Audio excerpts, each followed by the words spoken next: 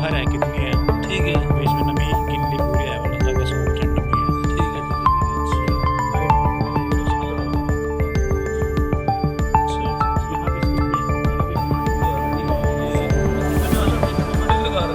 हरियाणा के इंदौर से किसानों के लिए खुशखबरी वाली खबर सामने आ रही है।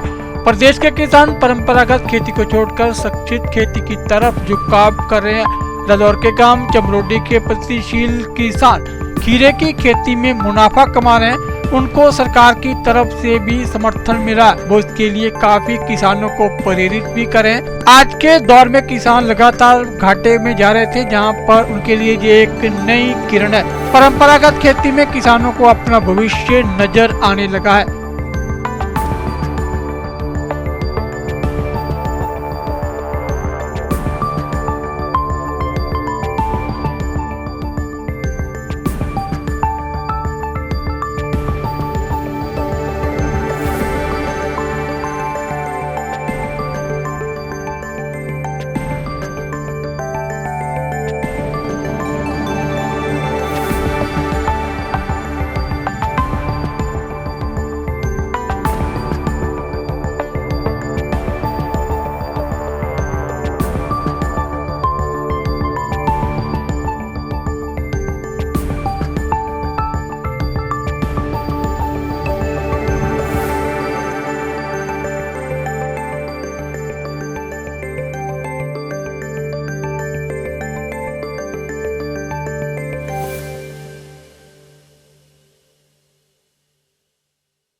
क्या नाम है?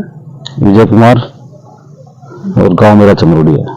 सर, किस तरह से जो खेती की जा रही है, अलग से प्रगतिशील किसान में गिने जाते हो आप लोग, तो क्या लगता है दूसरे किसानों के लिए क्या कहना चाहोगे? दूसरे किसानों को ये कहना चाहूंगा जी, ओपन की खुले खेती से ये खेती मतलब बहुत अच्छी है और बेनिफिट भी है इसमें, थोड़ी मेहनत ज्यादा है तो फायदा भी ज्यादा है।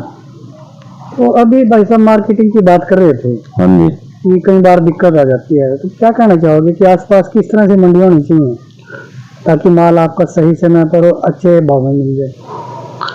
मंडी तो एक्सपोर्ट मंडी अगर खुल जाए तो बहुत बेनिफिट है, जिससे हमारे माल जो है बाहर तक हम दे सके, ज्यादा दूर तक जा सके, तो उससे हमें रेट भी अच्छा मिलेगा।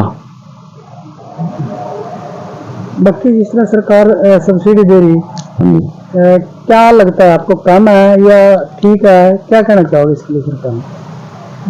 बस सब्सिडी तो सर अब कम है पहले से, तो अब सब्सिडी काफी कम हो गया है तो लगाना बहुत मुश्किल हो गया है। पहले सब्सिडी तो ठीक थी तो लगाना भी आसान था, तो लोग अफोर्ड भी कर सकते थे, लेकिन अब थोड़ा मुश्किल है, तो सब्सिडी सरकार को बढ़ानी चाहिए।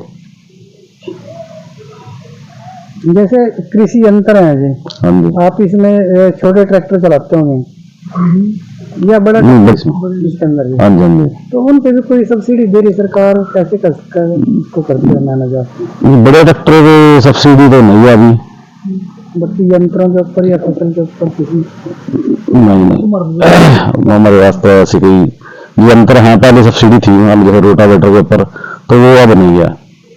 अब तो सिर्फ जो जीरी वगैरह का जो यूज होता है यंत्र, उन्हीं पर ही सब्सिडी है।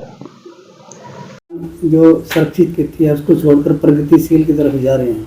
कुछ किसानों ने खीरा भी लगा रखा, कुछ ने शिमला मिर्च, अलग अलग वैरायटी लगा रखी। सर, तो किस तरह से सरकार की तरफ से सहायता मिलनी चाहिए उनको और क्या इसका प्रोसीजर रहता है? सर, देखिए, यदि हम संरक्षित खेती की बात करें तो वास्तव में ये तकनीक बहुत अच्छी है। इजराइल से ये तकनीक इंडिया में आई है और सबसे पहले हॉर्टिकल्चर डिपार्टमेंट ने एक सब्जी उत्कृष्टता केंद्र गरोंडा में एक सेंटर खोला था, जहाँ पे इजराइल से उस टेक्नोलॉजी को यहाँ के मौसम के हिसाब से लेके आके उस पे अलग अलग तरह के स्ट्रक्चर्स बनाए और उन स्ट्रक्चर्स में जो सबसे अच्छे स्ट्रक्चर्स थे वो किसानों को रिकमेंड किए कि वो वहाँ पे बनाएं अपने खेतों में। इसके लिए अलग अलग तरह के स्ट्रक्चर्स बनते हैं, जो ज्यादातर चलते हैं वो नेचुरल वेंटिलेटेड पॉली हाउस और नेट हाउस बनते हैं, जो किसान अपने खेतों में बनाते हैं। स्ट्रक्चर पे विभाग सब्सिडी देता है, जिसमें जनरल कैटेगरी के लिए 50% की सब्सिडी का प्रोविजन है। एससी यदि अपनी जमीन पे लगाता है तो 85% सब्सिडी का प्रोविजन है, और यदि एससी कैटेगरी का किसान जनरल की जमीन पे लगाता है तो उसको 65% सब्सिडी दी जाती है, लेकिन उसको 5 साल का रजिस्टर्ड लीज एग्रीमेंट ओनर के साथ बनवाना होता है, तो ये फॉर्मेलिटीज है, पहले आओ पहले पाओ के आधार पे सब्सिडी किसान को दी जाती है। यदि हम कॉस्टिंग की बात करें तो पॉली हाउस की जो कॉस्ट है वो लगभग 844 रुपए प्रति वर्ग मीटर की कॉस्टिंग है, और सब्सिडी जिसको 50, 65 या 85 जिस कैटेगरी में मिलेगी वो उसके हिसाब से मिलेगी। और यदि हम नेट हाउस की बात करें तो 710 रुपए प्रति वर्ग मीटर की इसकी कॉस्टिंग आती है, और वही सब्सिडी 50, 65 और 85% किसान को मिलेगी जिस भी कैटेगरी में वो आता है। इसके अलावा इसमें जो क्रॉप लगती है, सबसे ज्यादा जो क्रॉप किसान लगाना चाहते हैं वो खीरे की फसल लगाना चाहते हैं इसमें। क्यों?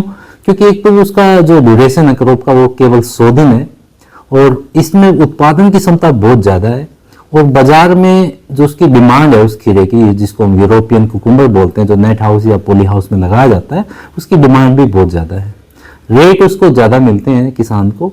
और एक फसल में लगभग 400 क्विंटल की पैदावार 1 एकड़ में ले सकते हैं, 400 से 500 क्विंटल भी ले लेते हैं जो अच्छे किसान हैं। और एवरेज यदि हम उसकी 15-20 रुपए की प्राइस मानते हैं पूरे सीजन की, जो एवरेज रेट मान लें उसका, तो लगभग 6-7 लाख रुपए एक फसल का वो निकल जाता है। और खर्चे वर्चे निकाल के कई बार किसान उसमें 5-5 लाख रुपए की नेट इनकम डिस्ट्रिक्ट यमुनानगर के किसानों ने उसमें की है।